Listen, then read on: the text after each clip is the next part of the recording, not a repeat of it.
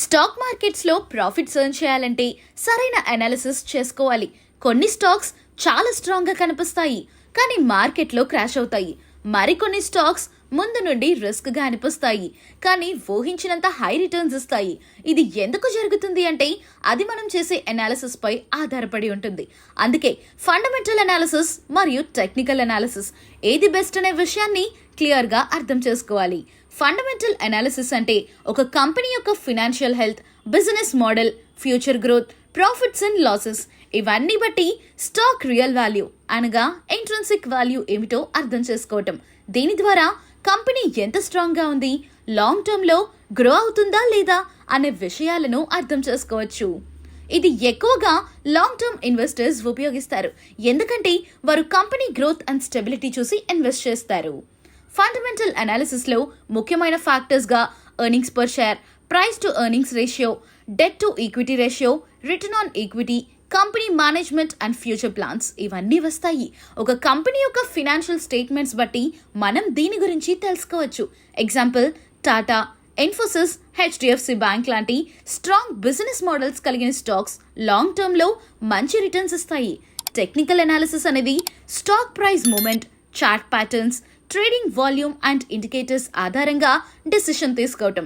ఇది ఎక్కువగా short term traders మరియు ఇంట్రాడే ట్రేడర్స్ ఉపయోగిస్తారు, ఎందుకంటే వారు stock price momentum and market trends బట్టి బై ఆర్ సెల్ డెసిషన్స్ తీసుకుంటారు.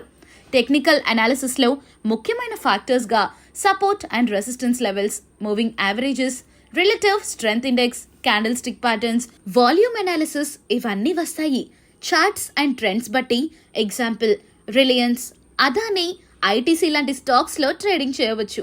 ఒక స్టాక్ యొక్క ఫండమెంటల్ అనాలిసిస్ స్ట్రాంగ్గా ఉంటే, టెక్నికల్ అనాలిసిస్లో బులిష్ సిగ్నల్స్ ఉంటే లాంగ్ టర్మ్ వెల్త్ క్రియేషన్ కోసం బెస్ట్ అనే చెప్పొచ్చు.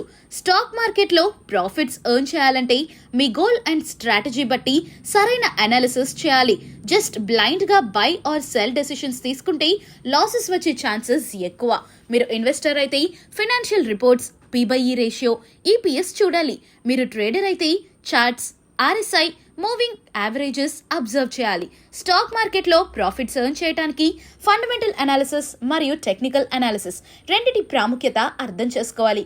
కేవలం ఒకటి మాత్రమే నమ్మి డెసిషన్స్ తీసుకుంటే కొన్ని సందర్భాల్లో అది నష్టాలను తీసుకొచ్చే అవకాశం ఉంటుంది. అందుకే రెండు విధానాలను సరైన సందర్భంలో ఉపయోగించడం మంచిది. ఇప్పుడు కొన్ని ప్రాక్టికల్ ఎగ్జాంపుల్స్ తీసుకొని ఈ రెండు మెథడ్స్ ఎలా వర్క్ అవుతాయో చూద్దాం.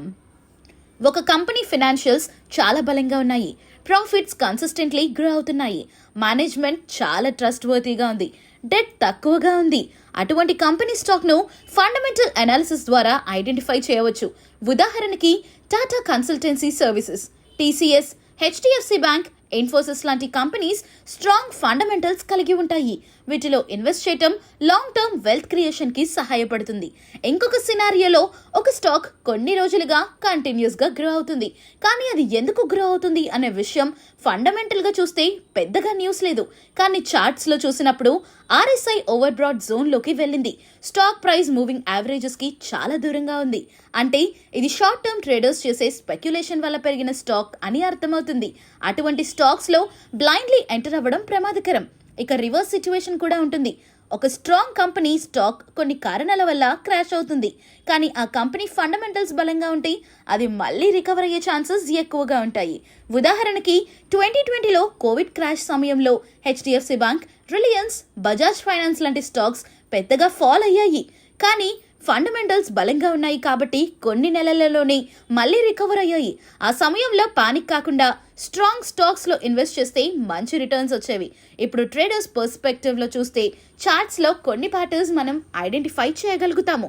Cup and handle, head and shoulders, double bottom, flag and pennant patterns ఇవన్నీ ఒక స్టాక్ యొక్క మూమెంట్ సిగ్నల్ ఇచ్చే ప్యాటర్న్స్. వీటిని ట్రేడర్స్ స్టడీ చేసి best entry and exit points plan చేస్తారు. ఒక స్టాక్స్లో బయర్స్ ఎక్కువగా ఉన్నారా, సెల్లర్స్ ఎక్కువగా ఉన్నారా అనే విషయం వాల్యూమ్ అనాలిసిస్ ద్వారా తెలుసుకోవచ్చు. ఒక స్టాక్ పెద్ద మూమెంట్ ఇచ్చే ముందు వాల్యూమ్ ఎక్కువగా ఉంటే అది ట్రెండ్ కంటిన్యూషన్ సిగ్నల్ ఇవ్వచ్చు. అదే తగ్గిన వాల్యూమ్తో ప్రైస్ పెరుగుతుంటే అది ఫేక్ ర్యాలీ అవ్వచ్చు. ఈ విధంగా fundamental analysis and technical analysis రెండిటిని కంబైన్ చేసి ఒక బ్యాలెన్స్డ్ అప్రోచ్తో మార్కెట్లో డెసిషన్స్ తీసుకోవాలి. Short term traders technical analysis ఎక్కువగా ఉపయోగిస్తారు. Long term investors fundamental analysis పై ఆధారపడతారు. Medium term traders and swing traders అయితే రెండు మెథడ్స్ ని కంబైన్ చేస్తే వారు ఎక్కువ యాక్యురసీతో ట్రేడ్ చేయగలరు. ఒక మంచి ఇన్వెస్టర్ అండ్ ట్రేడర్ గా మార్కెట్లో సర్వైవ్ కావాలంటే patience, discipline and proper research అవసరం. కేవలం న్యూస్ లేదా ఫ్రెండ్స్ రికమెండేషన్ ఆధారంగా స్టాక్లో ఇన్వెస్ట్ చేయడం వల్ల ఎక్కువగా లాసెస్ వచ్చే అవకాశం ఉంది. అందుకే మీరు ఏ స్ట్రాటజీ ఫాలో చేయాలనుకుంటున్నారో మీ గోల్ అండ్ రిస్క్ అపెటైట్ బట్టి నిర్ణయం తీసుకోవాలి. స్టాక్ మార్కెట్లో కంటిన్యూస్ లెర్నింగ్ అండ్ ఎక్స్పీరియన్స్తోనే కన్సిస్టెంట్ ప్రాఫిట్స్ ఎర్న్ చేయగలం. మీరు కూడా మీ ట్రేడింగ్ స్టైల్ అండ్ ఇన్వెస్ట్మెంట్ స్టైల్ని రిఫైన్ చేసుకుంటూ మార్కెట్లో సక్సెస్ సాధించవచ్చు. ఈ విధంగా సరైన నాలెడ్జ్తో స్టాక్ మార్కెట్లో ట్రేడింగ్ అండ్ ఇన్వెస్టింగ్ చేస్తే ప్రాఫిట్స్ ఎర్న్ చేయడానికి ఛాన్సెస్ ఎక్కువ.